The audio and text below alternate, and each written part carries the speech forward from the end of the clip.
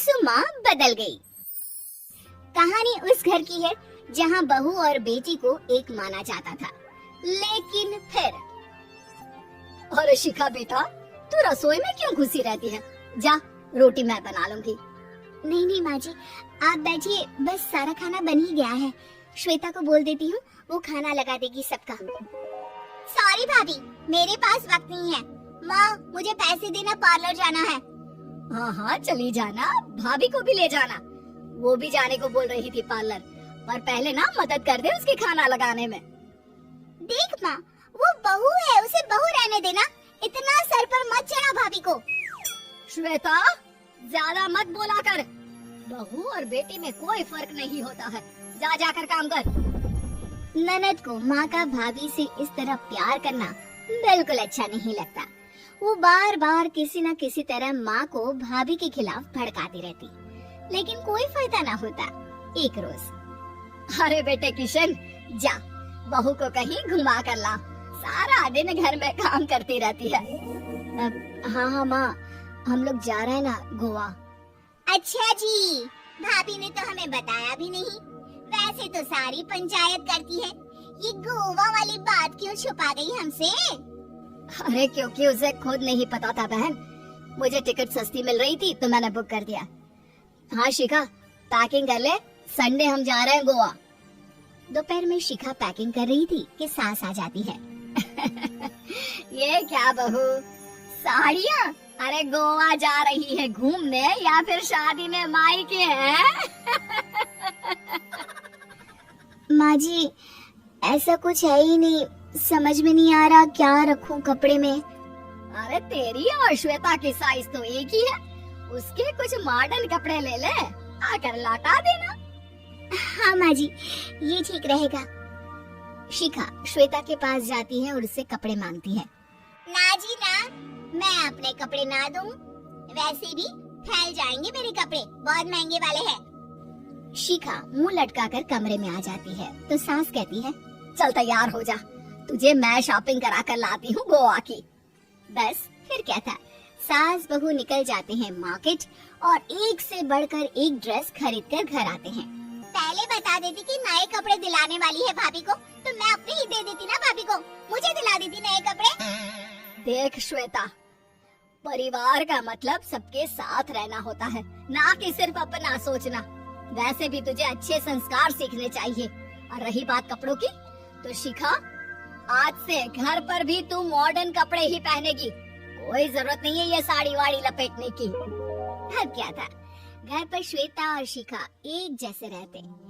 एक बार पड़ोसन आती है। अरे बेटा, अपनी माँ को तो बुलाना, जरा बात करनी है। शिखा सास को बताती है और रसोई में चली जाती है। ये आपकी बेटी बहुत बड़ी हो गई है, इसके लिए एक रिश्ता है, कहो तो बता दूं। ये बेटी नहीं बहू है, घर में सब एक जैसे ही रहते हैं। वैसे मेरी बेटी भी बड़ी हो गई है, कोई रिश्ता हो तो जरूर बताना।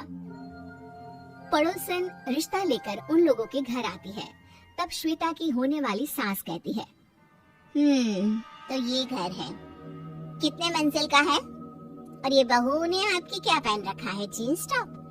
अरे भाई, साड़ी वाड़ी नहीं है क्या इसके पास? देखिए, सर्दी है तो साड़ी में बहू कैसे मैनेज करती, वैसे पहनती है साड़ी भी। देखिए, हम लोग ठहरे पैसे वाले लोग, कोई कमी नहीं है हम लोगों के पास पैसों की, बहुत पैसे हैं, जमीन, नौकर चाकर, कार, सब कुछ है, लेकिन घर में संस्कारी बहू चाहिए। समझ रही है ना आप? सास कुछ कहती कि श्वेता बोल पड़ती है, हाय रे, नौकर चाकर से लेकर जमीन, कार, पैसा, हाँ हाँ मुझे रिश्ता मंजूर है, मंजूर है मुझे। अरे रुक जा श्वेता, मैं बात कर रही हूँ ना। देखिए, हम लोगों के घर इतनी आजादी नहीं मिलेगी।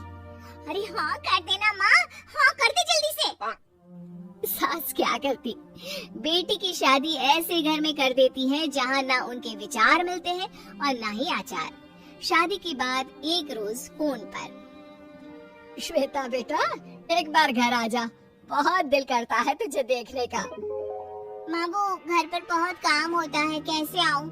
बड़ा घर है, लेकिन आने जाने वालों की लाइन ही लगी रहती है। बेटा मैं तो जानती थी उस घर का हाल, लेकिन तू ही नहीं मान रही थी। माँ देख, हर घर का यही हाल है। तेरी बेटी को यहाँ घूंघट हटाने की परमिशन नहीं है और एक तरफ भाभी स्कर्ट पहनकर घूम रही है।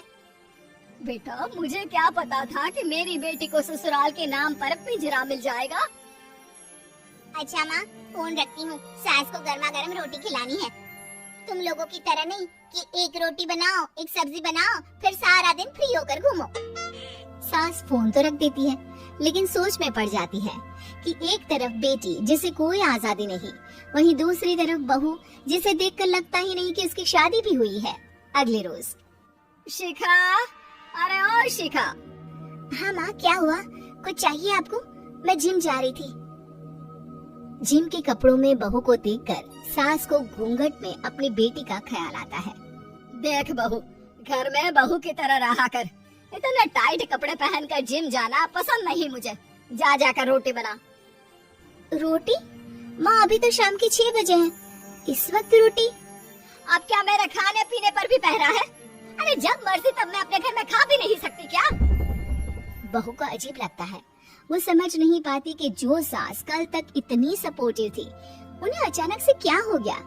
वो किचन में जाती है, गरम रोटी के साथ 2 तरह की सब्जी, रायता, सलाद सब लेकर सास के पास आती है। माँ जी, खाना। इतना सारा खाना? राक्षस समझा है क्या मुझे? रोटी मांगी थी मैंने गर्मा गर्म बस। पर माँ जी, रोटी खाती किससे आप? सब्जी तो बनानी थी ना। अरे भूख मर गई मेरी तेरी बहस से। जा जाकर काम कर, अंदर पूरी रसोई साफ कर। बहू अंदर चली जाती है। थोड़ी देर में श्वेता घर आती है। अरे शिखा जल्दी से चाय ला, पकवान बना, मेरी बेटी आई है। अरे नहीं नहीं माँ, ड्राइवर बाहर खड़ा है। मैं तो घर का कोई सामान खरीदने के बहाने यहाँ आ गई हूँ, मुझे जाना होगा। अरे बेटा, पर कितने दिनों बाद देख रही हूँ तुझे, रहने आ जाना 2-4 दिन के लिए। आ जाऊंगी माँ, जब मेरी सास मरेगी तब। मैं तो रोज मन्नत मानती हूँ कि मेरी सास मर जाए तो अच्छा है। अच्छा चल, जा रही हूँ माँ। हे भगवान, कैसे कैसे दिन देखने पड़ रहे हैं मेरी बेटी को। सास अंदर जाती है, जहाँ श्वेता की जिम वाली सहेली का फोन आया होता है। क्या बात है, आज जिम नहीं आई? अरे पता नहीं यार, आज माँ को क्या हो गया अचानक। पर खैर कोई नहीं, लगता नहीं कि मैं अब जिम आ पाऊंगी। शिखा स्पीकर पर बात कर रही थी, जिसे सास सुन रही थी। यार ये सास ना होती ही ऐसी है। मैं तो कहती हूँ बुढ़िया जल्दी मरे और तू आराम से जिए। शिखा को सहेली की बात पर गुस्सा आ जाता है। माँ के मरने की कौन सा बच्चा दुआ मांगता है मोहिनी? आगे से ऐसी बात मेरे सामने मत करना। हमारे घर की शोभा ही माँ है। क्या हुआ जो थोड़ी शक्ति दिखा रही है? उसमें भी कोई ना कोई उनकी भलाई ही होगी। मैं तो कहती हूँ भगवान मेरे जैसी सास सबको दे, जो सिर्फ माँ की तरह है। सास वाली तो कोई बात ही नहीं है उनमें। सास ये बात सुन रही थी।